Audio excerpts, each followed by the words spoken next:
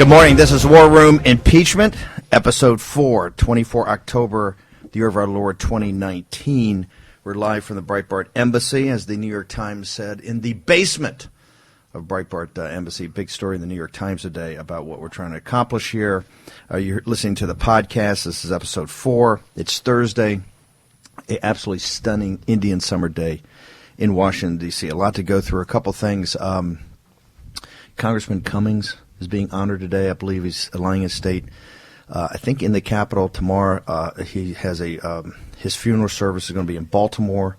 So the investigation is, at least in the House, is going to be shut down today. They are going to have witnesses. We just found out on Saturday. Depositions continue Saturday. We're going to be live Saturday. Remember, this show has a periodicity to it, a duration.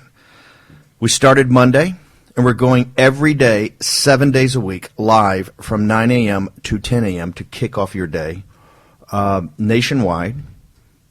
In fact, we're on the homepage right now, the lead on Gateway Pundit, Jim Hoff, and the folks out in St. Louis. We're going to be picked up on the West Coast, we think, very quickly. We're up on our websites. We'll give you all types of podcast information. We're on every day to give you the actual detailed information of what you would get in a war room about the impeachment of Donald J. Trump, the 45th President of the United States. The vote of impeachment, I think, was reiterated last night. I saw it in one of the buried down in one of the news stories. The Democrats are driving in the House to a point probably around Thanksgiving. They think right now before Thanksgiving to have a vote in the House on at least two articles of impeachment. One of those would be abuse of power. The other would be obstruction of justice.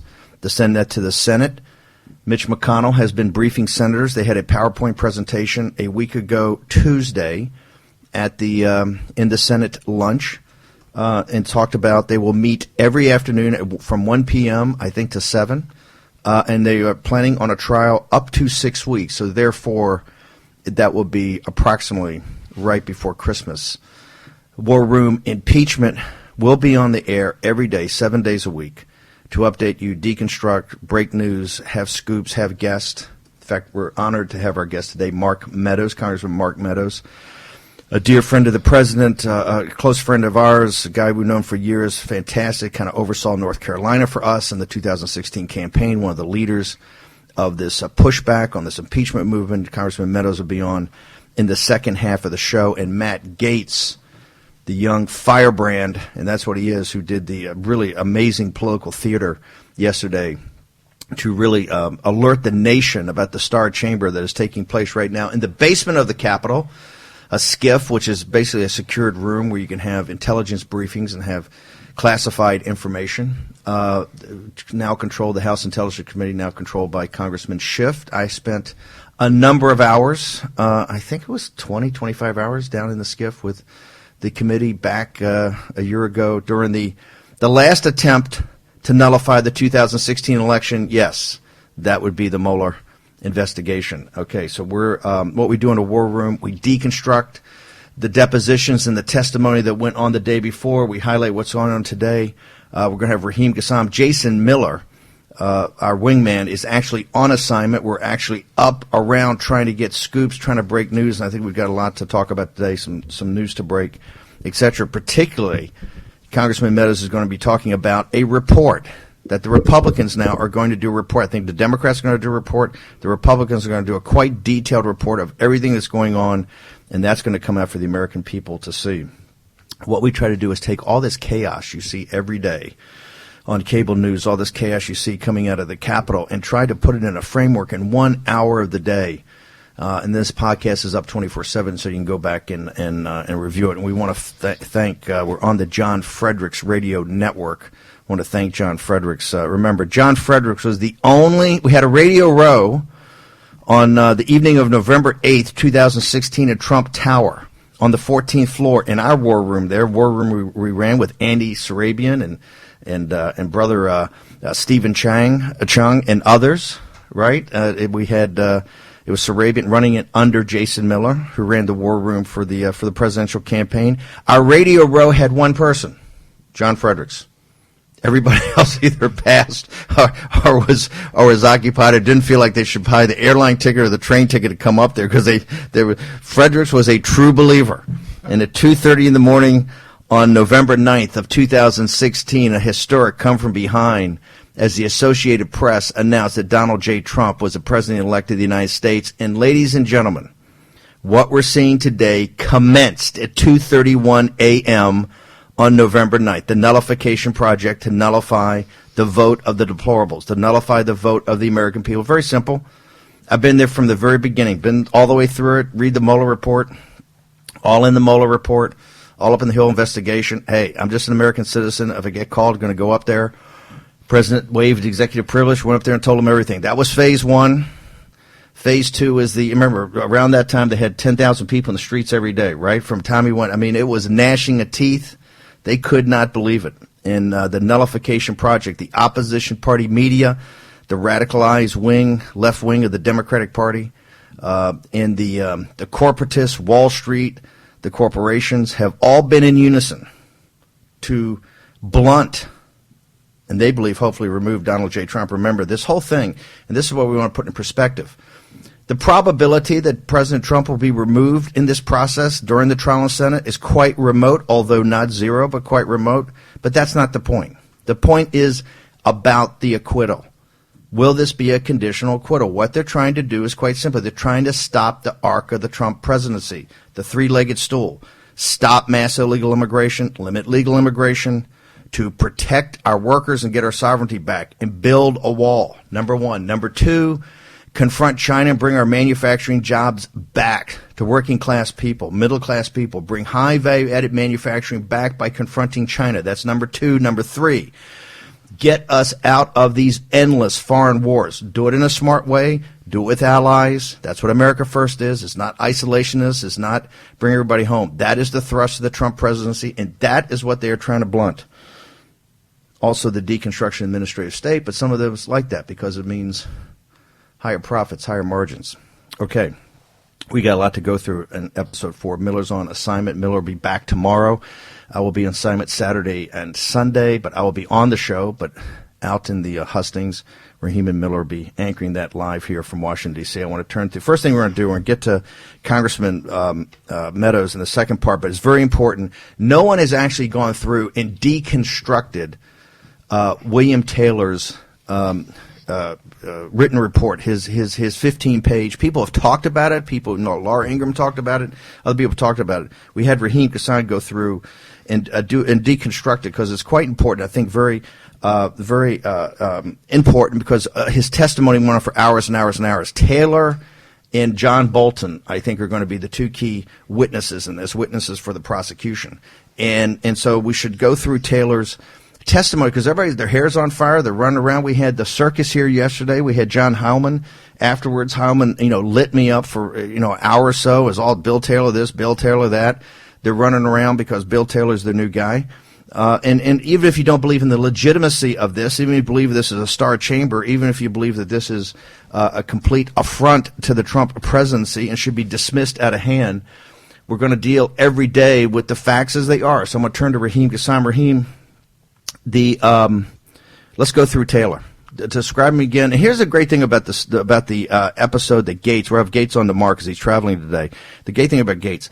Gates bigfooted everything. He bigfooted Taylor's. This is what Matt Gaetz is strategic. People think he's a firebrand. Some, the left, CNN, MSNBC, they say he's crazy. He's strategic. He's a strategic firebrand. You look at every paper, right? It's all that. He bigfooted Taylor's the second day of Taylor's testimony, so they couldn't go through that. And Cooper got crickets. Yeah. Right? Cooper got crickets. This is just absolutely, I think, an absolutely brilliant move. Not just, and also open up to the American people. People didn't know it was in a secret place in the basement of the Capitol. People didn't know this was a star chamber. Right. People didn't know anything. What Gates did is kind of strategic, McLuhan-esque media 101, right? To take it up to a higher level, broaden it out, and make it accessible, and something dramatic. And that's what he did. He'll be on tomorrow to describe that and talk about other things that he's thinking of, etc. So, Raheem, let's go to Bill Taylor's. This is a 15-page opening statement, single-spaced, right? Laura Ingraham mocked it and said, hey, if a guy gives you, it's like a guy giving you a 3-page resume. You're not going to hire him, right? If you don't summarize it.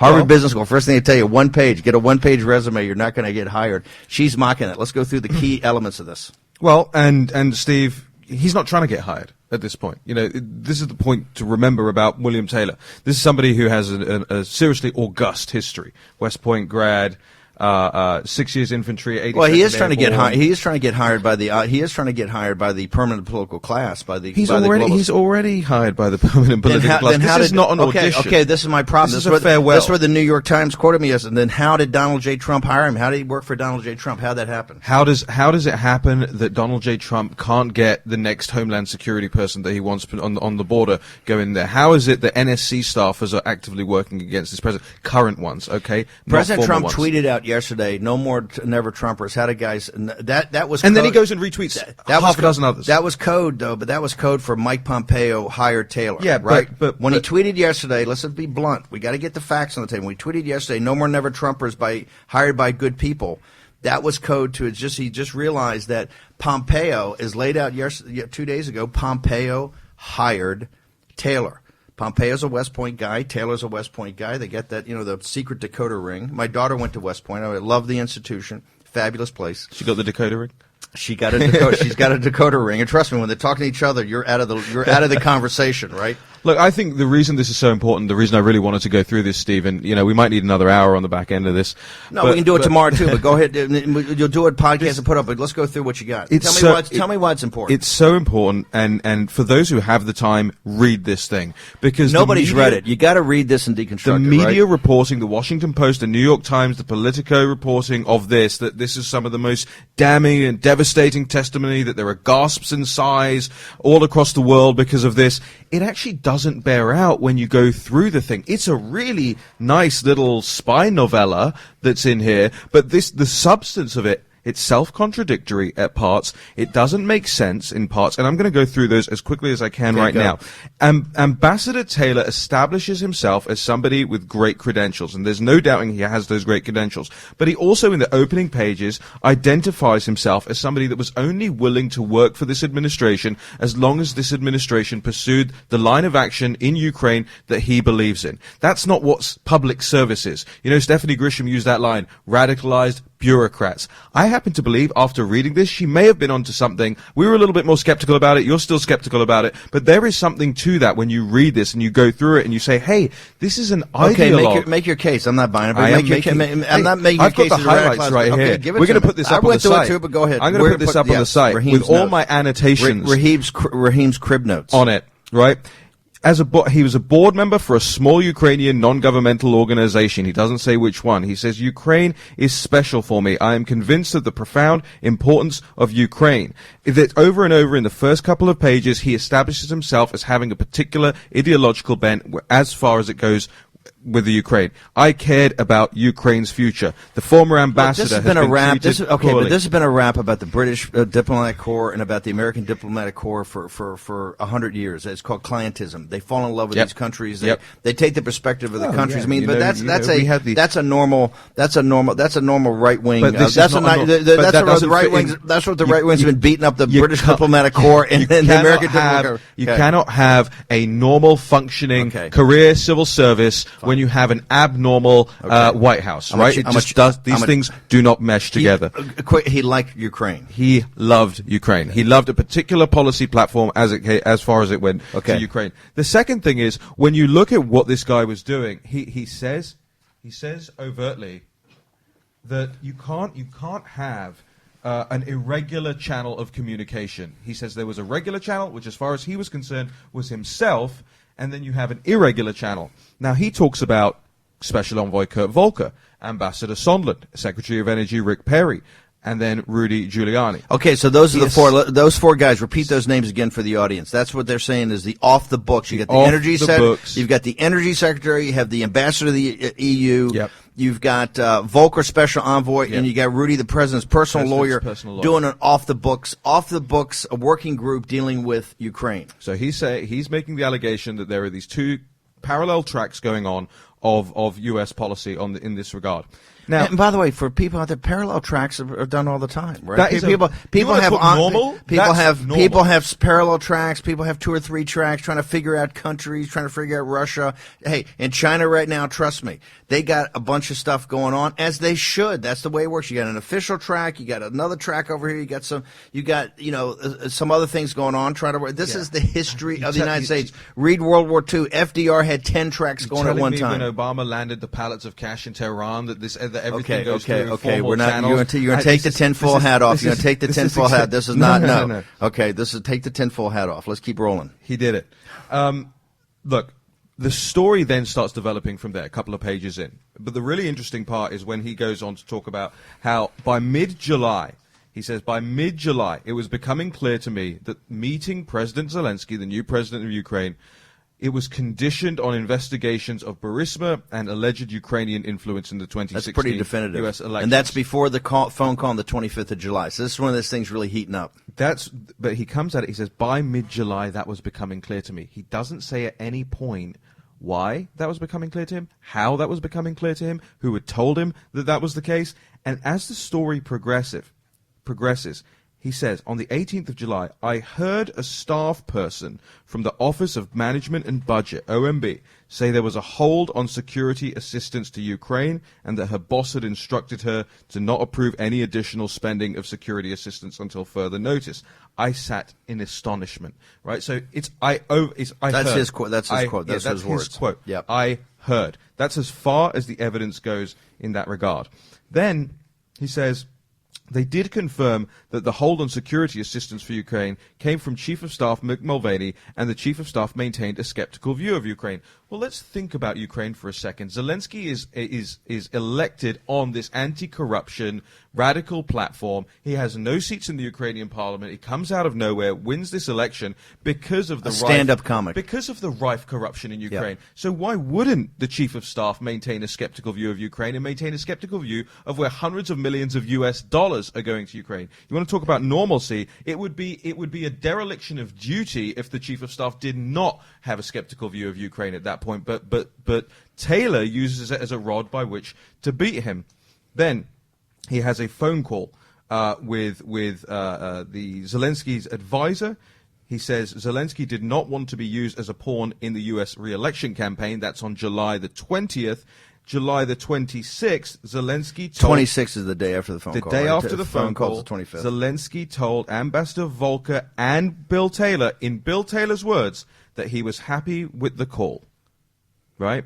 Just let that sink in. The guy establishes he doesn't want to be used as a pawn, so everybody knows this.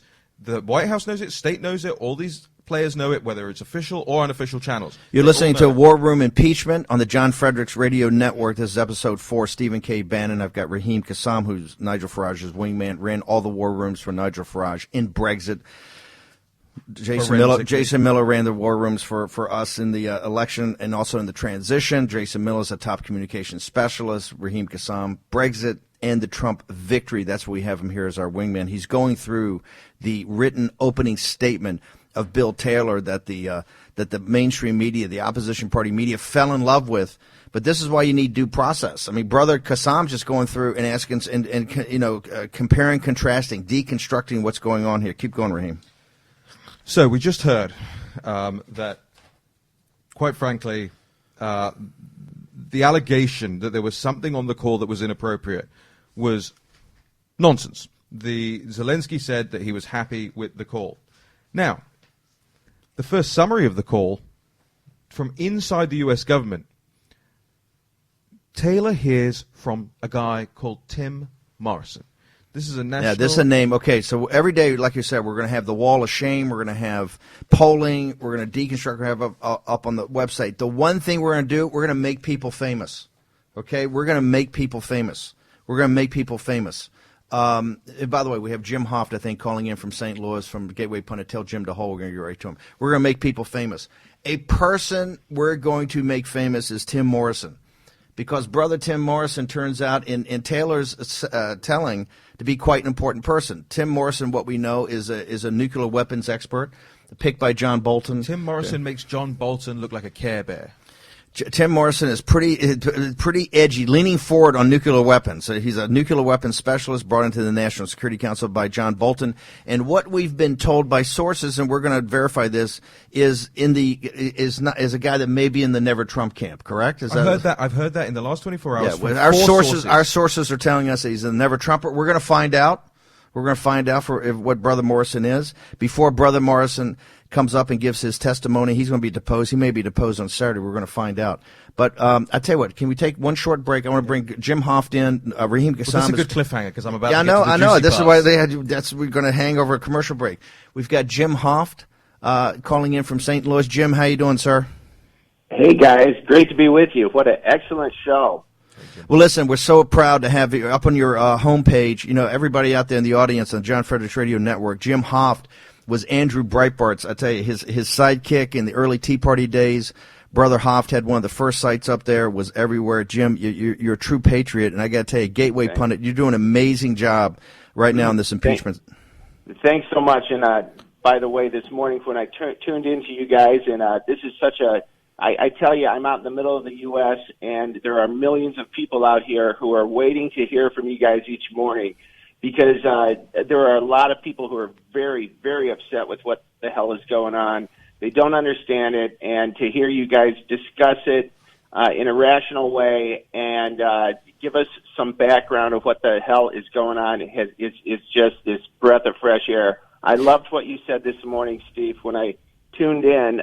You started out by saying that the probability of a removal of Trump is quite remote, and I think that was music to the ears of a lot of Trump supporters because all we're getting, of course, is the negative liberal media spin day in and day out. And so to hear your side of the story is very helpful. Well, Jim, you know, it's remote, but as you know, because you fought for years in this movement, you were there at the very beginning in St. Louis where the Tea Party movement really started on tax day in 2009. It was the very first Tea Party meeting was actually out in St. Louis on tax day in 2009. You've been there from the absolute beginning. What we have to do is just not about acquittal, but it's not stopping the arc of the Trump presidency. What they're trying to do in the Senate, they're going to try to have a conditional acquittal. What that means is they're going to try to force Trump to play along with the establishment. What this whole show is to do is to go through every day and let the American people see the facts. We're going to have Democrats on here in coming weeks. We're going to have everybody on here. Just lay the facts on the table, the common sense of the American people. Folks out there in St. Louis and Missouri, in the Midwest, it's the backbone of this country. It's the common decency of the American people that are very fair, and that's all we're trying to do is put the information out there, let them see what this is, and because remember, the Senate sits in judgment as the jury, but the jury's really the American people. The American people are going to make the decision on this. And, Jim, all we're trying to do is trying to get the information out. So I really appreciate Gateway Pundit. You guys are one of the great sites out there. Thanks, brother. Appreciate it. Yeah, we'll be listening every day. Thanks so much. Thanks. Jim Hoft's got it up on his homepage, the lead story this morning. You can listen to the War Room. We're going to be talking about other deals we're going to be cutting nationwide to get this thing out to everybody. 1 hour a day on the John Fredericks Radio Network from 9 a.m. to 10 a.m. War Room impeachment. We're episode 4. Got about a minute left. You had that cliffhanger. You want to tease that cliffhanger because coming back we're going to have Mark Meadows who's going to give us more. Yes. He's going to flesh out a little bit about this. But before we go there, Tim Morrison. Yes. Tim Morrison, why is he so important in the testimony or the opening statement of Ambassador Taylor? Remember, I just said that President Zelensky said he did not want to be used as a pawn in a U.S. election campaign. 5 days later, after the call occurs, Zelensky said he's fine with the call. Tim Morrison swoops in, goes to Taylor. Hang on, you would think that Zelensky doesn't want to be a pawn. This is Zelensky saying, "Hey, call was fine. Had no problem with the call." Comes in, says to Taylor, "The call," quote Steve, "could have been better." That is the basis of the entirety of Taylor's objections. Well, the president did say it was a perfect call. So, president says a perfect call. Hold it. This is what they're hanging their hat on? This is the whole thing. Will you give me a break? And they do the selective leaks. They weaponize it, and then it goes up. Okay, we're going to take a short commercial break in the John Fredericks Radio Network. We'll be back with Mark Meadows in a moment. Sad. War Room Impeachment. Here's your host, Stephen K. Bannon. Back to War Room Impeachment. Episode 4, the 24th of October, 2019. We're at the We're in the engine room of the Breitbart Embassy, where all the good stuff happens. We're going to go to, okay, thank you. We got our clock rolling. We're going to have Mark Meadows, Congressman Mark Meadows, supposed to call in here momentarily, and our producer. Since we rode to the sound of the guns of putting this together, it'll get better every day. Get the website up last night. We're going to have a newsroom on the website going up. We've got this show is produced by the John Fredericks Radio Network. I want to thank John very much and his production staff for helping us. I want to go back to Raheem. Mark Meadows is going to be calling hopefully here momentarily, if we gave him the right number. And Raheem, let's go back to Taylor. Every day on this show, we're going to do polling. We're going to do analysis. What we're trying to do now, since the day is not going to have witnesses, because Congressman Cummings is being honored today. He's lying in state, I think, in the Capitol, is being honored by members of the House and the Senate. Congressman Cummings will have a ceremony tomorrow in Baltimore, where he represented for many, many decades as a congressman, and he will be laid to rest tomorrow, I believe. And so both days that all the committees, and particularly the ones focused on this, are shut down. We have now found out that they're going to have depositions beginning back on Saturday. Okay, I want to go now to Congressman Mark Meadows. Congressman Meadows, thank you very much for joining us here on War Room Impeachment. Well, it's great to be with you. Unfortunately, these are tough times because there's so many false narratives out there. I appreciate you being willing to bring the truth to hopefully the American people, where they can start to judge for themselves and know that this president has not done anything as certainly deserving of impeachment. Listen, I just wanted, as a quick background for folks, Congressman Meadows was central to the Trump victory in 2016. He gave us, he had been part of this movement for many, many years, gave us tremendous guidance, and also really had his hand on the pulse in North Carolina, where we were able to spend quality time, but not have to overspend time, because Mark Meadows said, "Hey, we got this. You guys go spend it up in the upper Midwest, where we know we got shot in Michigan, etc." Also, Congressman Meadows is in the Trump Hall of Fame. You know why? On Billy Bush weekend, he was there with us and his wife on Billy Bush Saturday. Got on a bus of Christian women and traveled through the Tar Heel state of North Carolina, spreading the word of Donald Trump. And trust me, folks, in that dark day of that weekend, that is a profile in courage. So, Congressman Meadows, your wife is has always been one of my heroes. Well, you've been a hero of ours, and honestly, the country has been well served by a Trump presidency, and certainly your strategic analysis and advice made a big difference. We're glad to play a small part.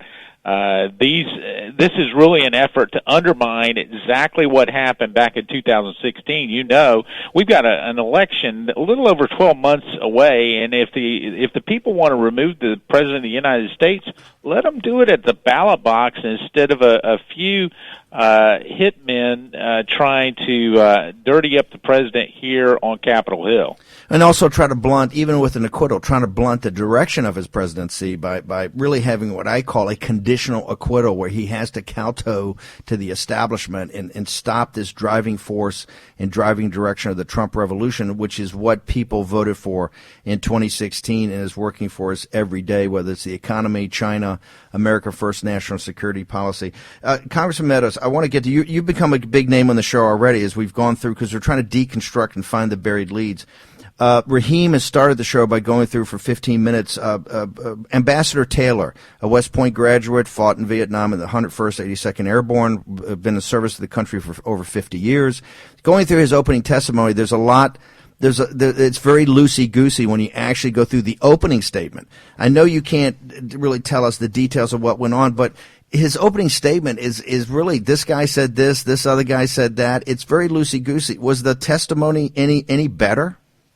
Well, most of the accusations, and I appreciate you highlighting that, most of the accusations were not only loosey-goosey, but they were based on conversations that he had with other people that may have not had firsthand knowledge. and then it was an interpretation of that. So I can tell you, in the testimony, in the deposition, where we got to spend a little over 7 hours of not only asking questions but cross-examining, what I was struck by is each time we started to drill down on the Republican side, and I said, well, was this said?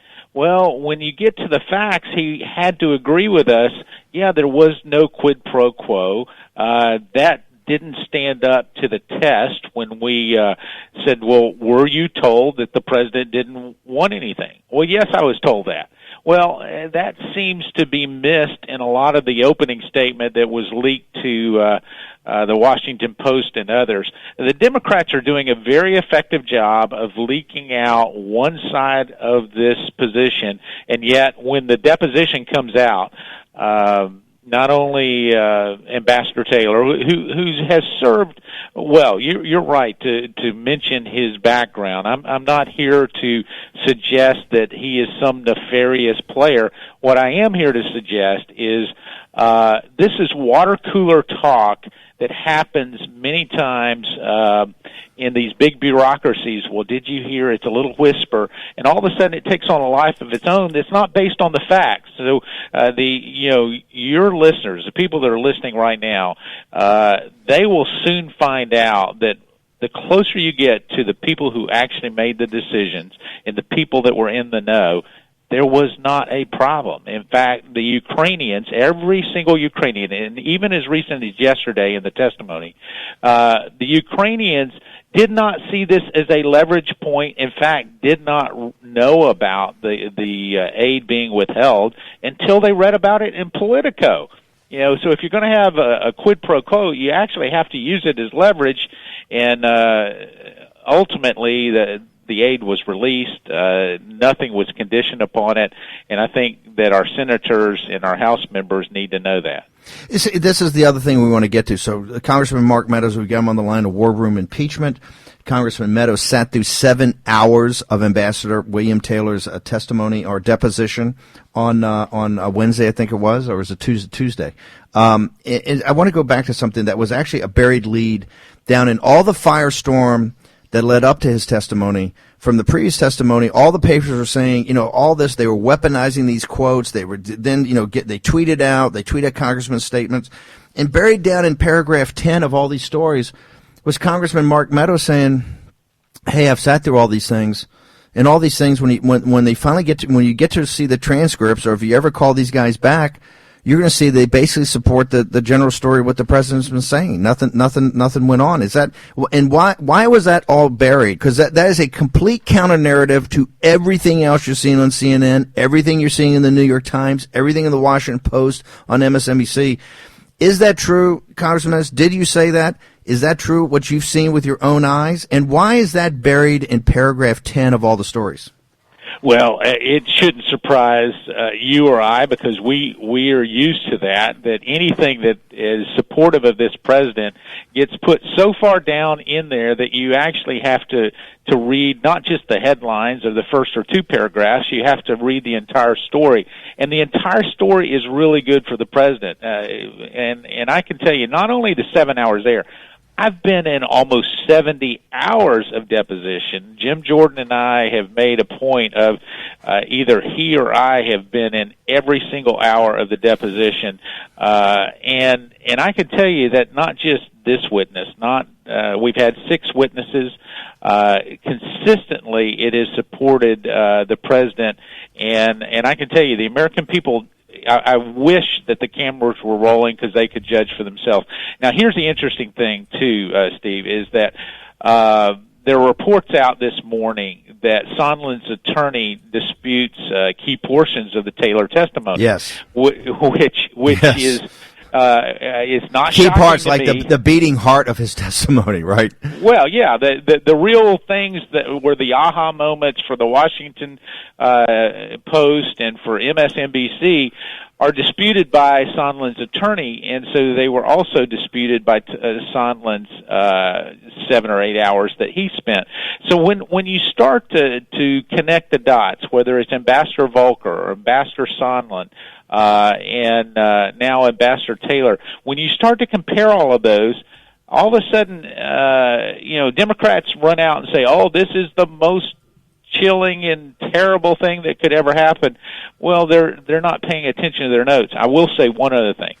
Most of the people who are going on to be the commentary on MSNBC and CNN and talking about what's happening and how awful it is, guess where they are? They're not in the room. I mean, they'll show up for 5 or 10 or 20 minutes so that they can say, yes, I've been in the room, but they're not there for the deposition, so they're taking their spin and putting it on national TV when they really haven't been there to hear all of the testimony. So just for you, this was the other day talking about you sitting in and Jordan sitting in. You've sat in or you or Jordan have sat in, and it's kind of odd that the House Intelligence Committee is really taking judiciary's responsibility of doing this, but that's a topic for another day. You, Jordan, have sat in for all of them, and your assessment is you haven't seen anything that causes you concern. Well, it's not only that I haven't seen anything that causes me concern. I have seen and heard things that would suggest that we need to get over this right away. I can tell you there are lots of accusations thrown at the president, but the transcripts of the phone call are truly the most damning thing, and there's nothing there. I can tell you when the phone call happened on the 25th of July, well, the Ukrainians didn't even know that aid was being withheld for another 35 days. And so the real release of the aid actually happened because senators started to weigh in and say, listen, we're concerned that we're making this. The president withholding foreign aid, he doesn't just want to withhold it from Ukraine. He wants to withhold it from a number of different places. Exactly. You know that better than anybody. Let's say this: he's not a fan of foreign aid. Not a fan. No, right? No, not a fan. And so when we look at this, I want your listeners to hear this very clearly.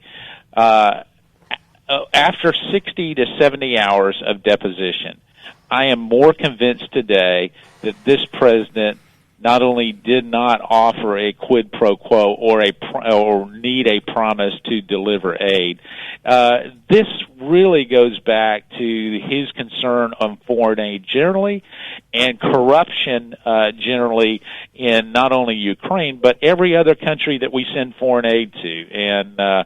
And he's come up against the deep state. I don't normally use the deep state word, but let me just tell you, I'm seeing it up close and personal in depositions each and every day. It is time that we push back and get the truth to the American people. Congressman, I know we just got you for a few more minutes. You also said that you've been pushing to have these transcripts of the actual depositions. It was reported today that they up till now they've been holding back even from you and Jordan, committee members. Do you have today? Are they sharing even with you the transcripts of what you've already sat through? No, they're not, Steve. Here's the interesting thing: is never. And listen, I've been on oversight for 8 years. Never in the history of this body have we treated depositions the way that we're treating them now. So here's the thing: is I've been in every one of these depositions. I got to hear it in real time, take notes, do all of that. So I want to go back to review the deposition of an ambassador here or this ambassador. In order to do that, not only do I not have possession of that, the Democrats hold possession of the deposition. I've got to schedule a time with a small block of time. I go in. They won't leave me in there alone with my staffer. They have a Democrat staffer to look over my shoulder, so you can't even have conversations as you're reviewing the documents. It is unbelievable, and I've been part of this. So this is not even that I'm not on a committee of jurisdiction. I got to hear it in real time, and they will not give me access to those depositions. How can that possibly be? Well, here's the thing: is it can't stand up to the test of time. You and I both know that there are documents that actually belong to Congress, And so we're in the process of not only highlighting it, but making formal requests, which will hopefully put an end to that in the next 72 hours or so. But this is the typical way that Adam Schiff and his team are controlling the narrative. So they leak out what they want from the depositions. They keep us from looking. Well, at they the leak it out, depositions. then they weaponize it, then it gets amplified, Exactly. and they leak it. They get a tweet. They weaponize the tweet. Look, they're teaching a master class in how you run information warfare. I tip my hat to them. Nancy Pelosi and his crowd. This is not a search for truth. This is political warfare. And they're teaching a master class on how to do it, right? They take selective stuff from opening statements or from testimony. They leak it out. That's a headline. Then they tweet something out, the gasps and ahs from yesterday's, from Taylor's testimony. That's a headline. It's a chyron on CNN. Immediately, you get a fully developed story in the Washington Post with 5 bylines, 30 minutes later. This thing, they're running a blitzkrieg on this, and it's a well-oiled machine, is it not, Congressman? Well, it is a well-oiled machine, and it's against the House rules. One day that chicken will come home to roost, and we'll be able to call it for what it is. But right now, it's a very insidious process that Democrats are embarking on because their Russia collusion investigation and Robert Mueller investigation failed to produce. Now what they're going to do is, and I think at the end of the day, you will see not only coordination between the whistleblower and Adam Schiff, but much more coordination between the whistleblower, and I use whistleblowers, 2 different people, with Adam Schiff and the media to actually create this crisis. Wow. At this particular time. Wow. Last thing. So Politico did reports this morning that you and a couple of Republicans, Jim Jordan, I think a couple others, were actually going to get access or we're going to get the transcripts. But what you're saying is that you have access when you ask questions. You go back in the room